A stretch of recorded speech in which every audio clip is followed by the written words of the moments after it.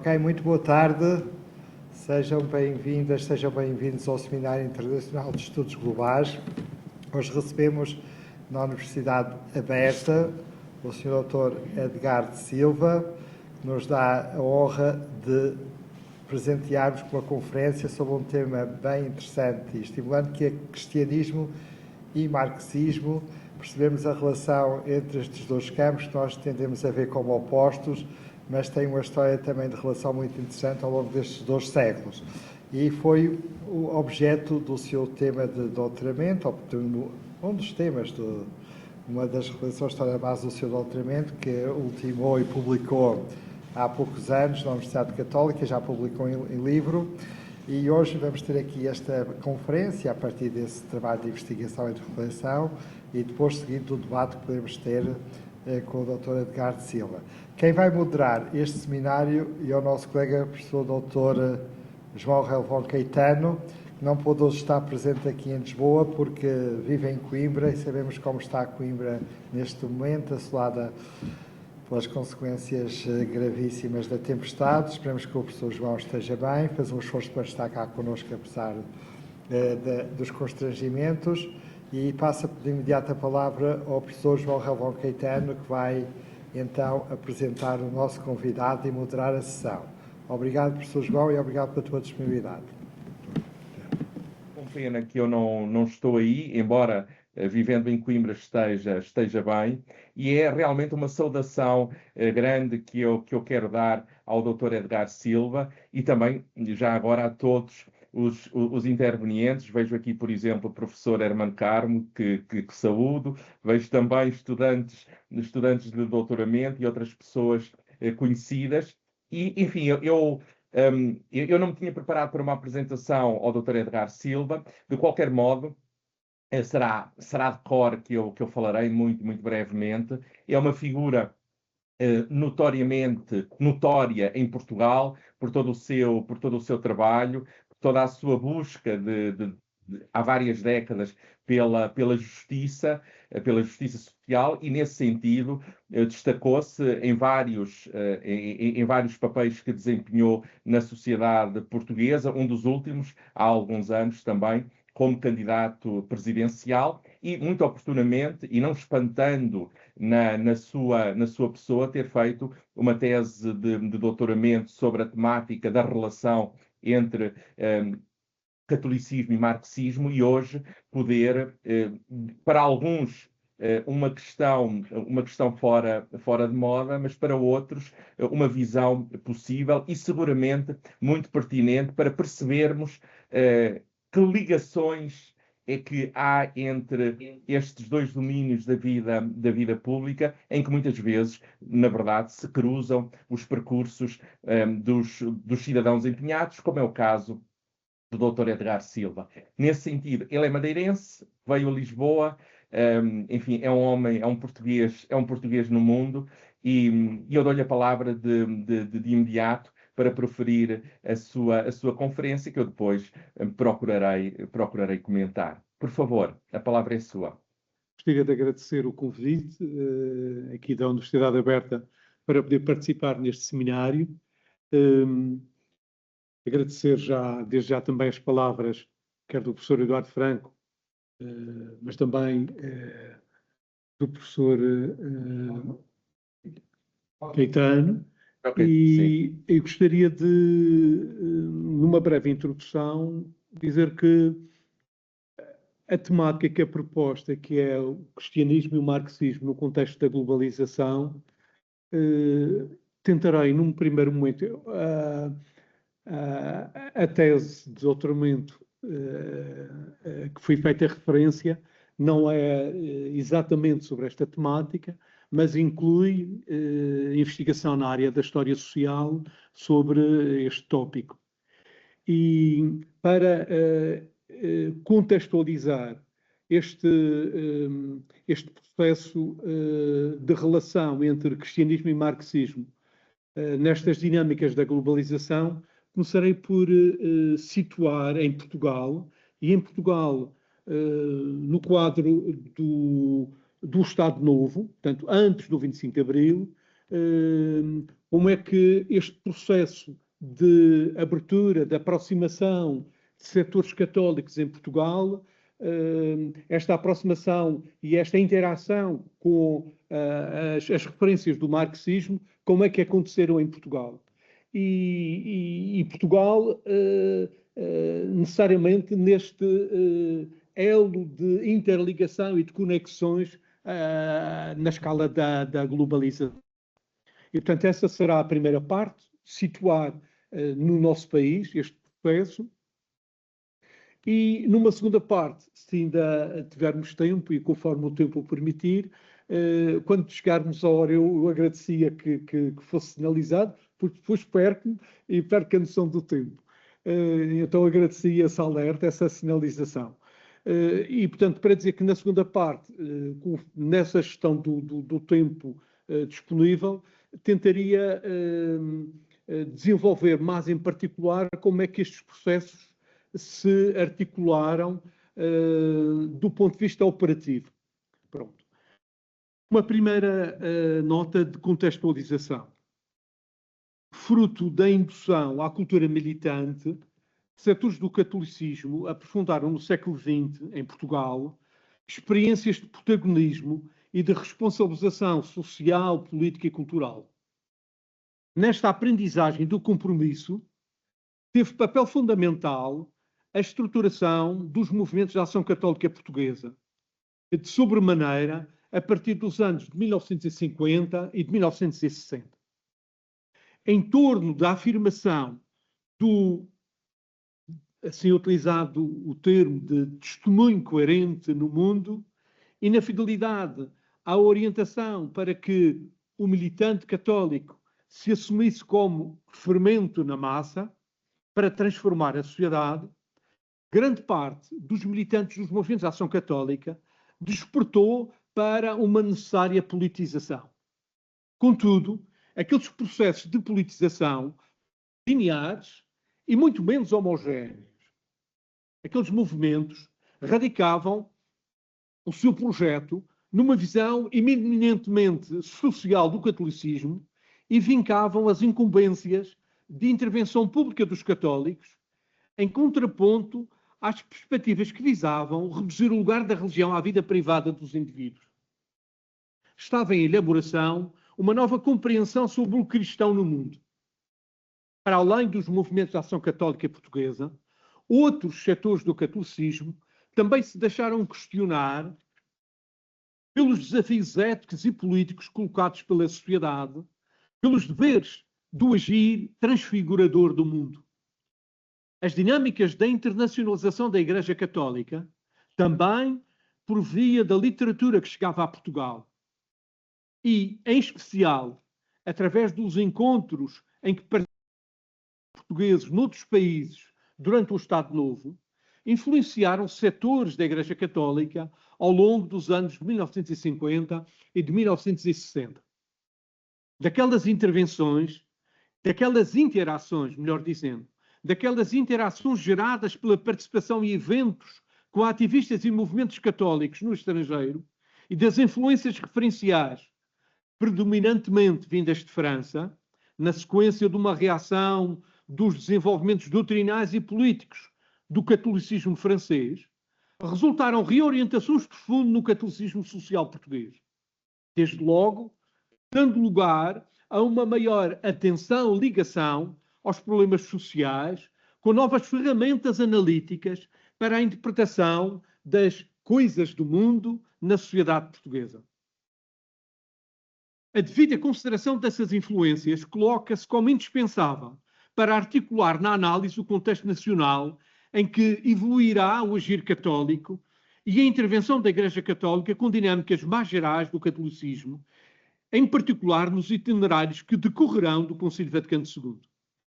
Daí emergiu, entre outras marcas identitárias, uma espiritualidade do compromisso cristão que cada vez mais implicava o dever de intervenção ante os problemas do empobrecimento, da desigualdade e da opressão.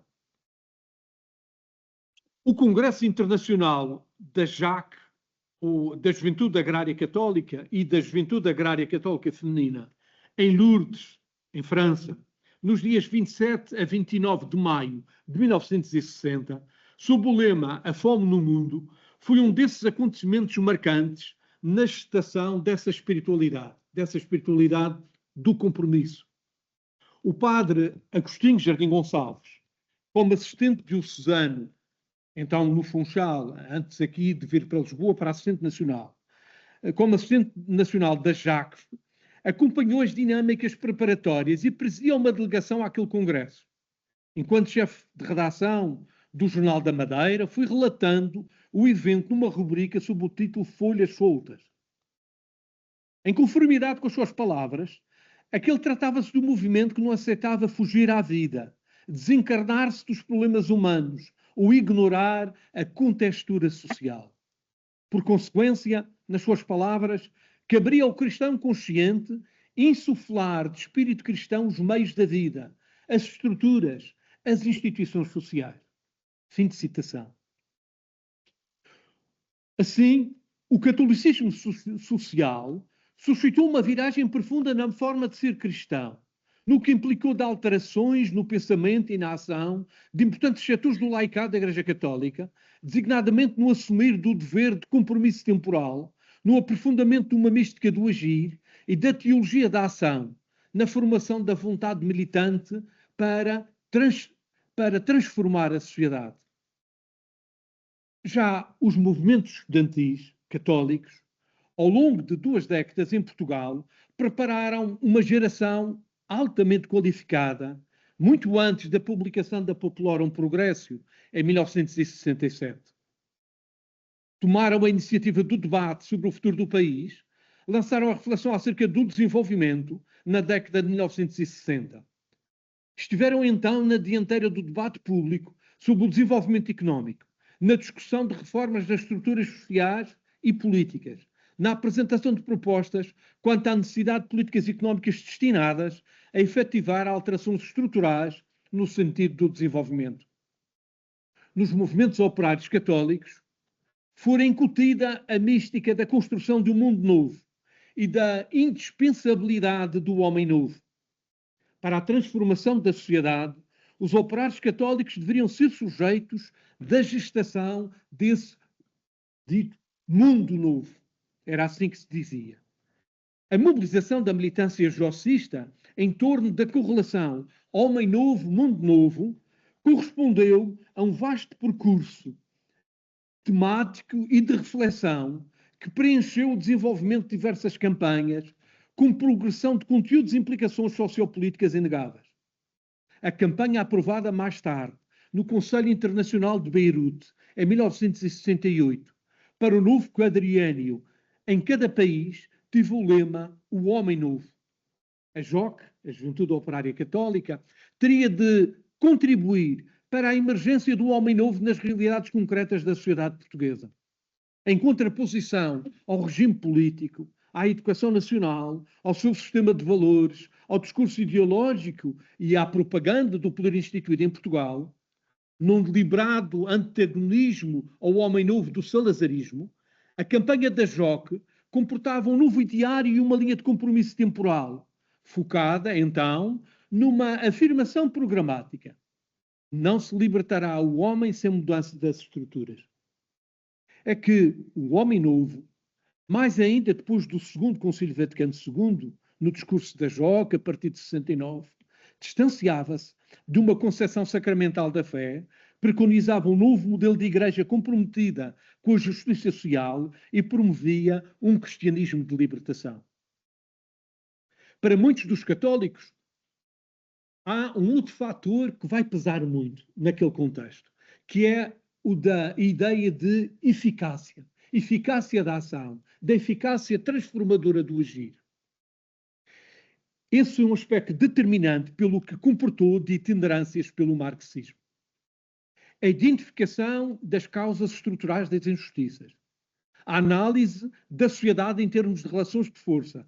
A nova compreensão dos sistemas de produção, da organização do trabalho, através da descoberta dos instrumentos de análise marxista, para além do acentuar o caráter social do homem, levou-os, como outros homens e outras mulheres, à consideração do marxismo como um meio indispensável para uma eficaz transformação da vida e da história. A introdução do marxismo em Portugal teve um impacto profundo, embora muito desigual e tardio na sociedade portuguesa. Em Portugal, verificaram-se algumas dificuldades de natureza teórica ou prática no desenvolvimento do marxismo. Diversos historiadores identificam algumas das reservas, desde logo, na recepção do marxismo e de Karl Marx na sociedade portuguesa. Para Alfredo Margarido, teria sido em 1874 que essa discursividade filosófica e política, tendo como base o Capital, passou a ter, no plano teórico, presença significativa em Portugal, através da realização na Universidade de Coimbra de 2 conferências sobre as origens do socialismo, onde José Frederico Laranjo atribuiu particular aprofundamento ao pensamento de Karl Marx. Já Carlos da Fonseca argumenta que, mesmo se Marx aparece de quando em quando citado pelos economistas portugueses, o marxismo só seria popularizado entre os nossos intelectuais muito depois da Comuna de Paris. Por outro lado, Maria Filomena Mónica contrapõe que a existência de marxistas em Portugal não significa que Marx fosse conhecido, muito menos lido ou compreendido. Mas será na segunda metade do século XX que o marxismo deixaria de ser apenas uma teoria social e passaria a ser uma ferramenta de resistência política. Passaria a ser um referencial capaz de insuflar e de dar substrato político a estratégias para a tomada de poder. Desencadearam-se então novas e divergentes leituras da teoria marxista. Um outro aspecto que vai ser relevante neste processo, que é a conexão do marxismo com a ideia de revolução e de ideário revolucionário. Essa conexão, sobretudo no final da década de 1950, passou a ser mais significante. Na história contemporânea, a revolução ganhou uma nova acessão. Passou a ser associada a um processo de secularização das expectativas apocalípticas de salvação e também a toda uma linguagem que remontará à mitologia do novo. Nesse contexto, o conceito de revolução perdeu o seu sentido original. O campo semântico do termo revolução, a partir do iluminismo, com o seu otimismo histórico e antropológico, com a sua crença no progresso civilizacional e na ilimitada capacidade da humanidade de se libertar de toda a servidão, e de forma mais radical a partir da Revolução Francesa, ganhou inovadoras características que o passaram a definir. Como escreve Koselleck, a revolução, e passo a citar, torna-se um conceito meta-histórico, separando-se completamente da sua origem natural e passando a ter por objetivo ordenar historicamente as experiências de convulsão social. Em outras palavras, o conceito adquire um sentido transcendental, tornando-se um princípio regulador tanto para o conhecimento quanto para a ação de todos os homens envolvidos na revolução. Fim de citação. Aquela alteração, ou esta alteração do conceito de revolução, no sentido que tinha de metáfora sobre a circularidade vital e o retorno histórico, deu lugar ao novo conceito. Como refere Maria Manuela Cruzeiro, passo a citar, passou a configurar uma profunda alteração na percepção do tempo histórico, o qual, se até aqui tinha ritmos pré-determinados, pôde agora ser acelerado e precipitar novas ferramentas de organização políticas e sociais sem qualquer paralelismo com aquelas já conhecidas no passado. O novo conceito, finalmente, porque a revolução deixa de ser apenas política para se alargar ao tecido social. Ou mais precisamente, o objetivo de toda a revolução política é a transformação de todas as estruturas sociais. Esta conexão do marxismo com o ideário da revolução ou com o ideário revolucionário é uma conjugação, é uma agregação que, do ponto de vista das ideias e do ponto de vista processual, vai ter uma grande importância. Aqui, revolução com este sentido, que é diferente que vinha, aquele sentido com que vinha do passado. Assim, a revolução como urgência de futuro. Esta é uma ideia nova e marcante na história contemporânea, de onde resultarão projetos muito diversificados quanto à natureza da revolução, aos seus conteúdos e suas implicações políticas e sociais. Extensivamente, por consequência, intensificar-se-á o debate acerca da teoria da revolução. O tema da revolução ganhou assim espaço político mais mobilizador, sobretudo no final da década de 1950 e no início da década de 1960. A vitoriosa Revolução Cubana de janeiro de 1959 contribuiu muito para alimentar todo o imaginário da juventude, incluindo os meios cristãos. Mais tarde, com o logro da chamada Primavera Marcelista, confirmado pelo prosseguimento de traços de fascização do regime, em particular através da intensificação dos métodos persecutórios e do agravamento do aparelho repressivo, como também pelo prolongamento da guerra em África, radicalizaram-se nos meios católicos os processos de luta revolucionária. Determinados círculos católicos mobilizaram-se mais ainda do que antes para o derrubo do regime e das suas lideranças, pois visualizavam uma sociedade alternativa radicalmente distinta nas suas formas de organização, produção e desenvolvimento, tendo como horizonte futuro o socialismo. Para esses católicos, que protagonizavam a crítica mais radical à ordem existente, só através da ação revolucionária poderia ser provocada a transformação profunda da sociedade portuguesa. A esses católicos que se identificaram com um ideário revolucionário, eu agreguei num conceito que é bastante amplo, que é o conceito de católicos da Revolução. Os católicos da Revolução são, pois, esse universo de entre os católicos, aqueles que consideravam que só haveria uma saída para o Estado Novo, só haveria uma saída revolucionária que não passaria por formas reformistas. A revolução teria que acontecer. Esse conceito de católicos da Revolução, depois, de alguma forma, é um grande chapéu que vai abarcar um conjunto de itinerários muito diversificados. Esses católicos da Revolução depois vão divergir ou vão distinguir-se quando, acerca da Revolução, vão optar por diferentes referenciais político-ideológicos acerca do como fazer a Revolução. E, portanto, esses católicos da Revolução não são uma experiência, não são algo homogéneo, uniforme. É um conceito que inclui uma pluralidade de opções e de referenciais políticos, ideológicos e do ponto de vista da ação revolucionária. Esses católicos da Revolução vão desde os de inspiração mais gavarista, mais influenciados por o pensamento maoísta, os que irão para as diferentes experiências ou diferentes desenvolvimentos da teoria marxista em Portugal. Alguns até mesmo, dentro destes católicos da Revolução, alguns vão optar pela luta armada como forma de apressar e realizar a revolução, como forma de fazer derrubar o regime.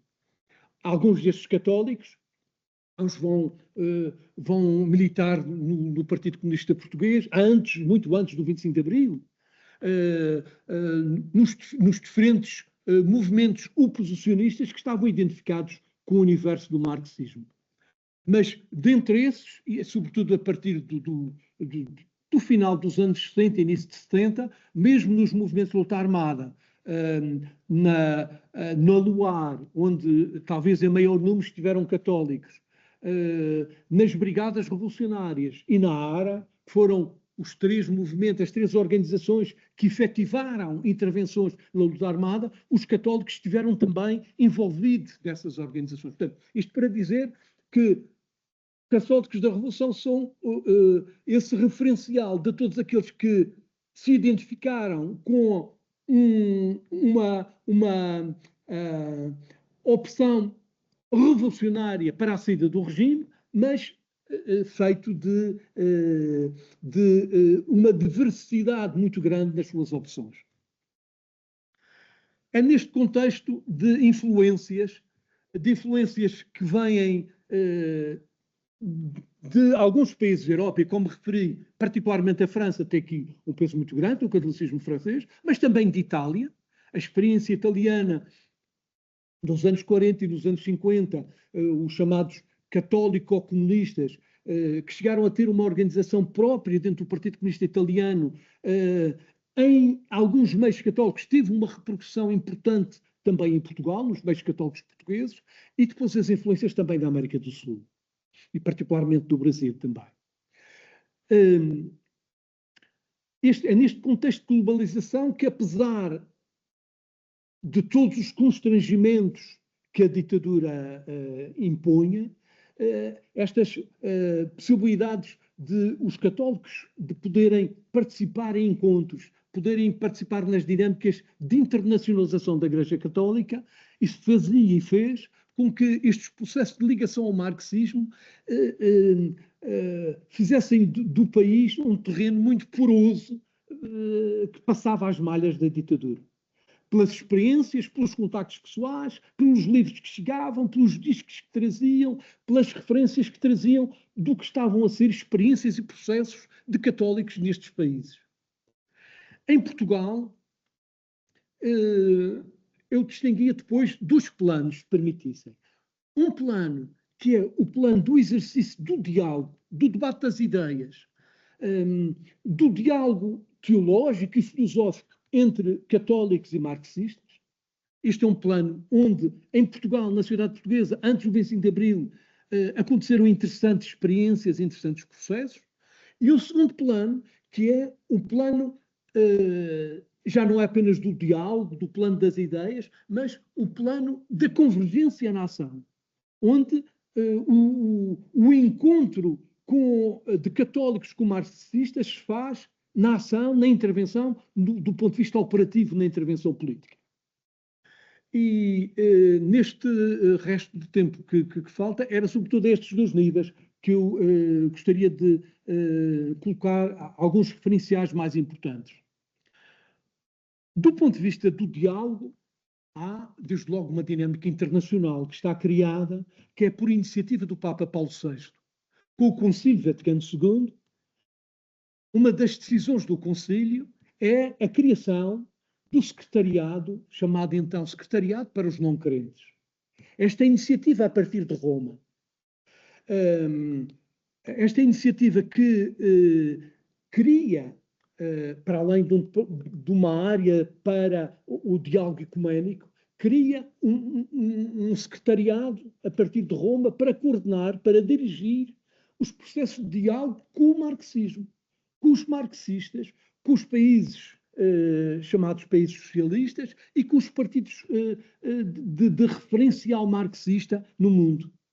E esses processos de diálogo, que são acompanhados de textos, de encontros, surgem não por acaso, porque durante os anos 50 e 60, esses encontros na Alemanha, na França, na Itália, como referi há pouco, tinham já um longo percurso, mas esta iniciativa é de um patamar diferente.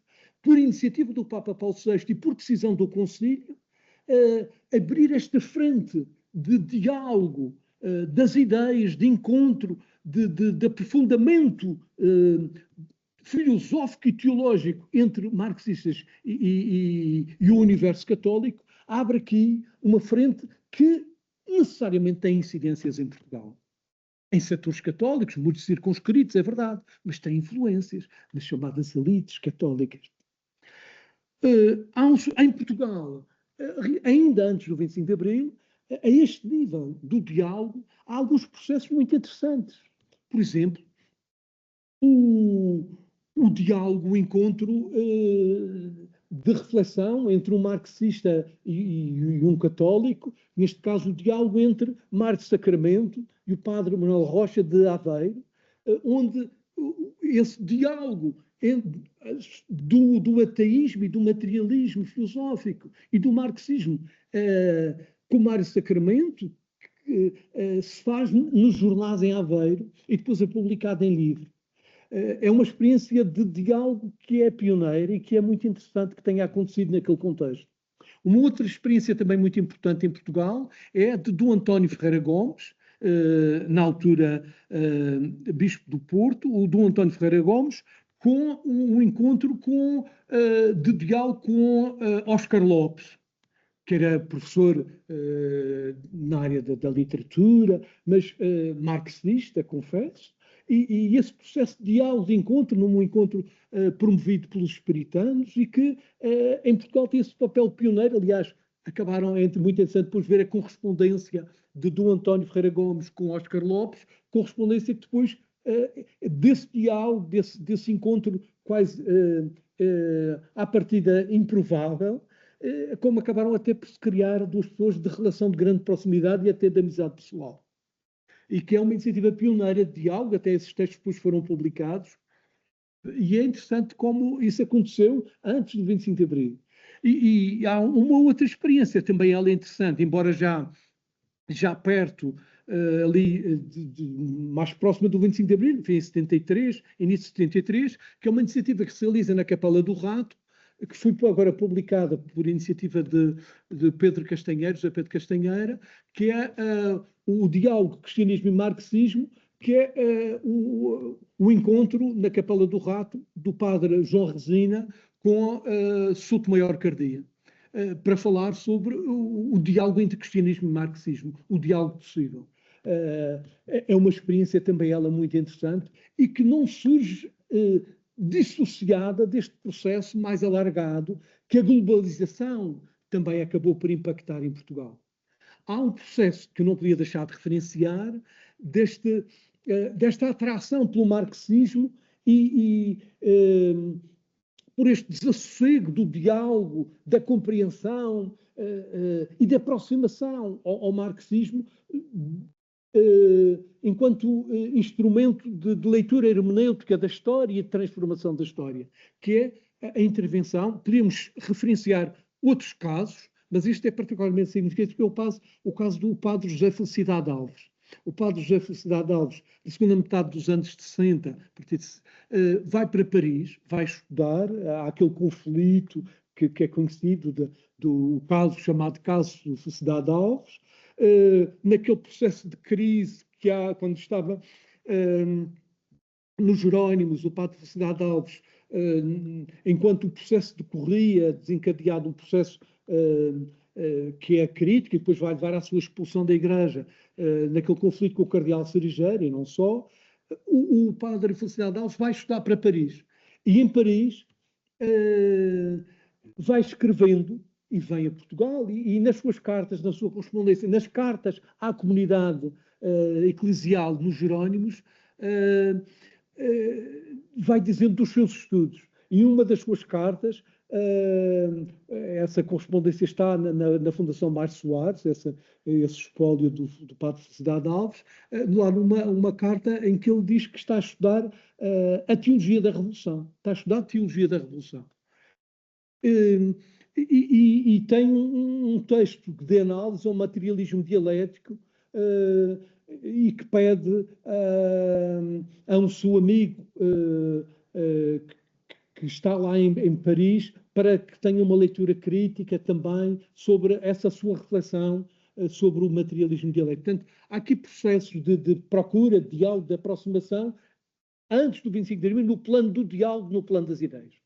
Porém, há uma outra dinâmica no interior da sociedade portuguesa que é especialmente forte, que é especialmente mobilizadora e que vai crescendo ao longo dos anos, que é, já não ao nível desse processo da dialética das ideias, mas naquilo que chamo na convergência, na confluência na ação entre marxistas e católicos.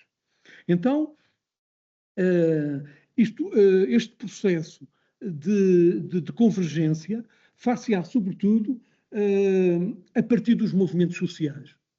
Durante o Estado Novo, ao contrário, muitas vezes, da ideia que passa, é que, pronto, era a ditadura e o cercear de direitos, liberdades e garantias, pronto, era muito grande, mas o papel dos movimentos sociais, a força que foram ganhando os movimentos sociais na sociedade portuguesa, não pode ser subestimada. E é nos movimentos sociais que, em boa parte dos movimentos sociais, que esse processo de confluência entre católicos e marxistas, comunistas e não só, vai acontecendo. Desde logo, há um movimento social onde esse processo é muito forte, que é no movimento sindical. É um movimento social muito expressivo na sociedade portuguesa, e há um processo onde católicos e comunistas vão confluir num objetivo que é entrar nos sindicatos do regime, que é o chamado enterismo, que chamavam os católicos o enterismo católico. O Álvaro Cunhal utilizou a técnica do cavalo de Troia também, que era esta ideia de entrar nos sindicatos para dar um sentido diferente à intervenção no movimento sindical. E em alguns sindicatos esse processo foi diretamente liderado por católicos. Noutros casos, os católicos aliaram-se com militantes comunistas. Em alguns casos, com listas que depois foram vencedoras. Há vários católicos.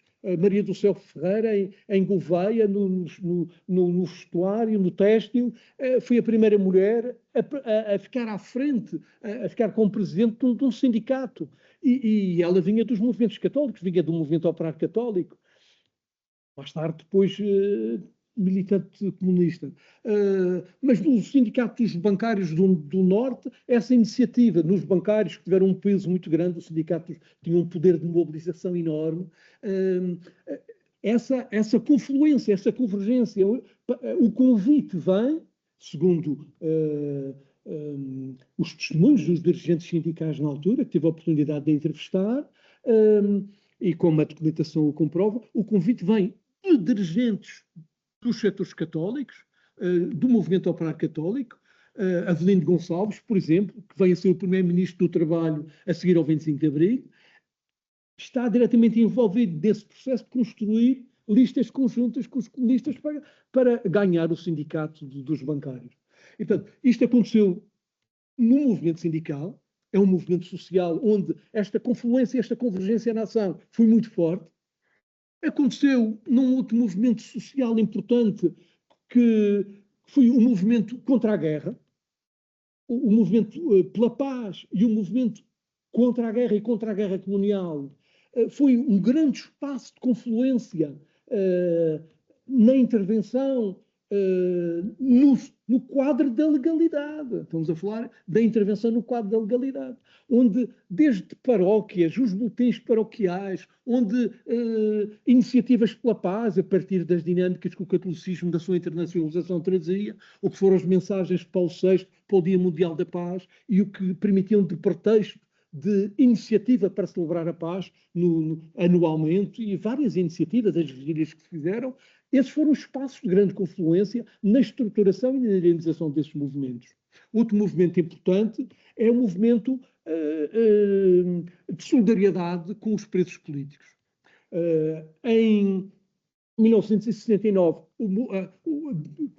desde que houve presos políticos, houve iniciativas de solidariedade com os presos políticos. Mas, particularmente a partir de 1969, criou-se um movimento social muito importante, que depois ganha ramificação à escala nacional, que é a Comissão Nacional de Socorro aos Presos Políticos. Criada em 1969, nessa comissão, só padres católicos eram 9. 9 padres. O padre Jardim Gonçalves era um desses membros. Havia um protestante e depois tinham comunistas, por iniciativa conjunta de comunistas e católicos. A Comissão Nacional de Socorro aos Presos Políticos, passado pouco tempo, tinha comissões criadas, ramificadas à escala nacional, e eram constituísse por isso num movimento conjunto de convergência, de confluência na ação, onde católicos e comunistas, na defesa da democracia, na defesa dos direitos humanos, na denúncia da repressão nas prisões do regime. Este foi um movimento na ajuda aos filhos dos presos políticos, no apoio,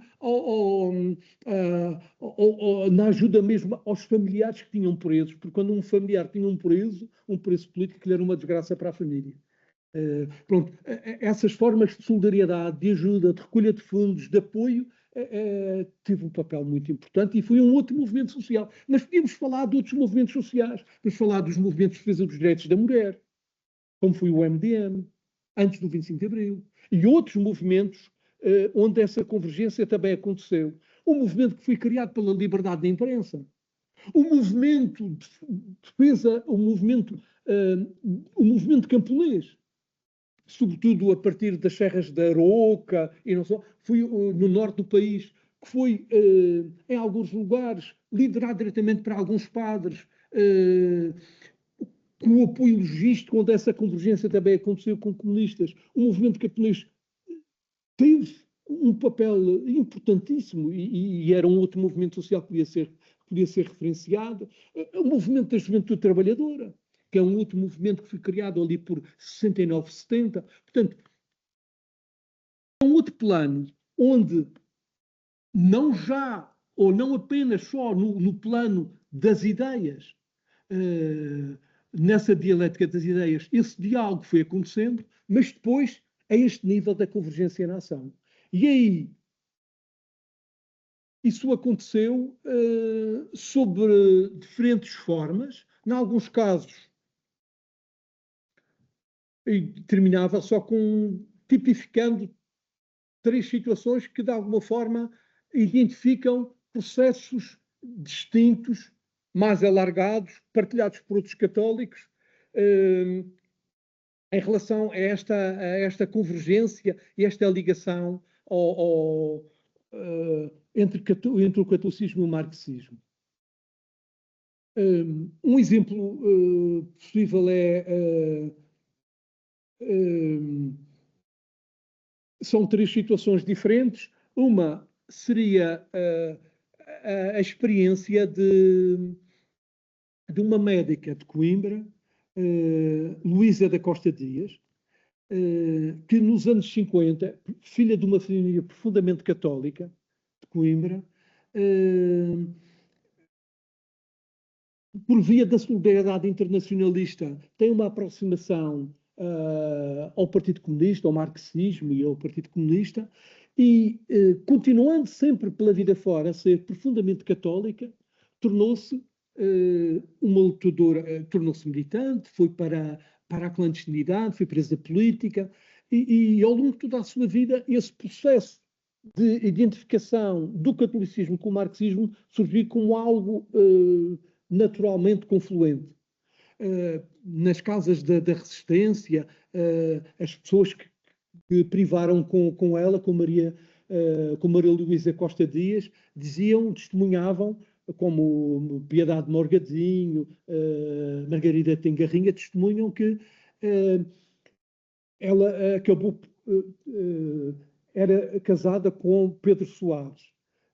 Curiosamente, no interior do Partido Comunista, tinha esta ligação aos setores católicos. E, quer quando presa, quer nas casas da resistência, fez-se acompanhar sempre da Bíblia e fazia questão de rezava todas as noites. E então, quando o marido saía em iniciativa conspirativa, ficava a rezar por ele, dizem. Portanto, esse trajeto de quem continuou sempre com este percurso do catolicismo é interessante e é uma experiência desta identificação entre o marxismo e o catolicismo. Depois, um outro, que é um processo que de alguma forma também acumula outros católicos. E, portanto, falo do caso dela, tipificando outros percursos. Um outro percurso é do Guilherme da Costa Carvalho, ateu, militante do Partido Comunista, mas é um processo diferente. É um processo de aproximação ao cristianismo depois da aproximação ao catolicismo. Na prisão, a ligação a alguns católicos, e particularmente o padre Abel Varzim, criou laços de grande proximidade, de cumplicidade. Ele era filho, ele era do Porto, de uma família riquíssima. A mãe era católica, herculana, a dona Herculana Carvalho. O marido era o homem dos homens mais ricos no Porto. Dizia-se então que tinha tanto dinheiro que daria para alcatifar a Rua Santa Catarina com notas de conto. Dizia-se na altura. Ele era um homem da Bolsa, era um homem muito rico.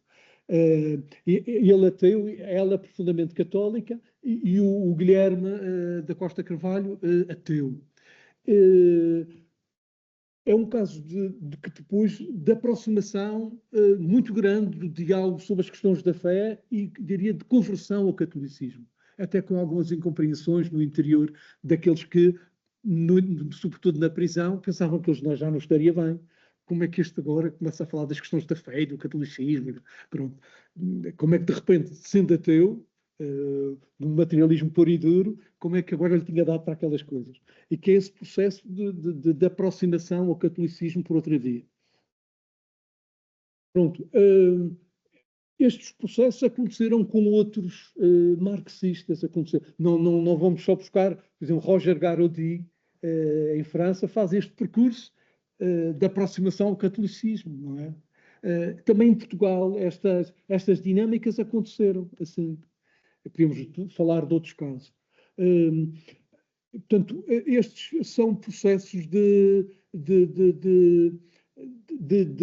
onde estas aproximações, onde estas conexões se tornaram possíveis. Eu já vou bastante longo da intervenção, não era que se calhar não me alongava muito mais e iniciávamos depois este processo de diálogo, tentando concluir desta forma.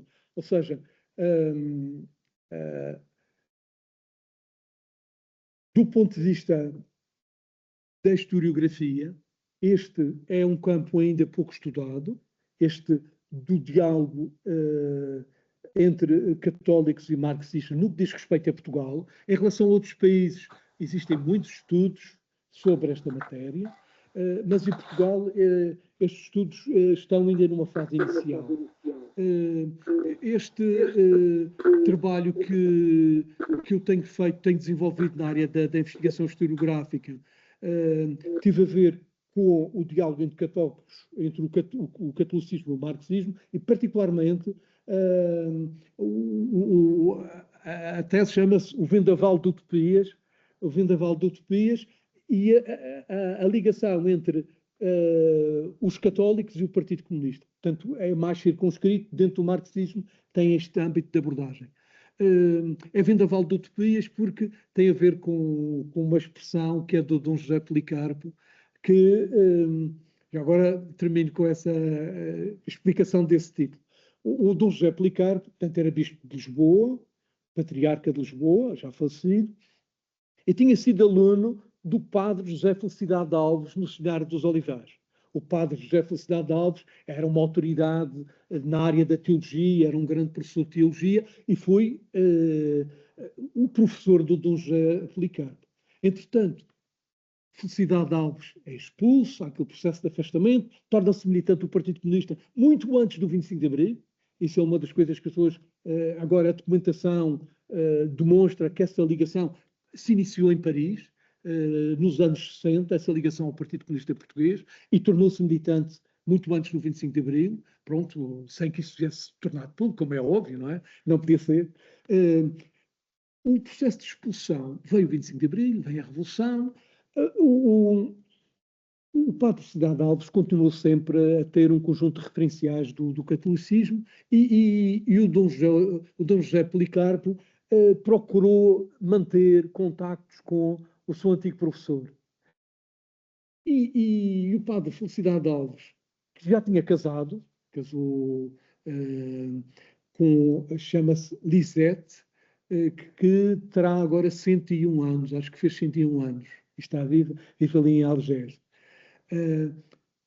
O padre Fernando Alves já tinha casado, na sequência do diálogo, desta aproximação, já depois do 25 de Abril, como é óbvio, já Dom José Policarpo, nos anos 80, é bispo de Lisboa, é o cardeal patriarca, tudo isto convergiu, agora sem mais pormenores, para que o padre Felicidade Alves aceitasse casar pela Igreja numa celebração presidida pelo cardeal Dom José Policarpo.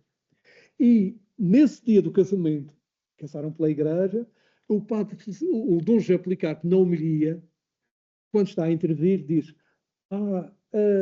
aquele tempo, e referia-se ao tempo dos anos 60 e 70, aquele foi um tempo de um vendaval de utopias. E eu achei interessante esta expressão, embora eu acho que ele tenha dito, tinha utilizado este conceito de vendaval de utopias um pouco depreciativamente, ou seja, coisas de juventude, coisas que já lá vão. Mas a expressão para classificar aquele tempo de ebulição de ideias, de contestação, de dinâmicas iconoclásticas, de procura do novo, de transformação revolucionária da sociedade, a ideia vendaval de utopias é bonita. Então, avoquei essa expressão do Dom José Policarpo para intitular a tese que aborda este diálogo, esta ligação entre católicos e o Partido Comunista Português.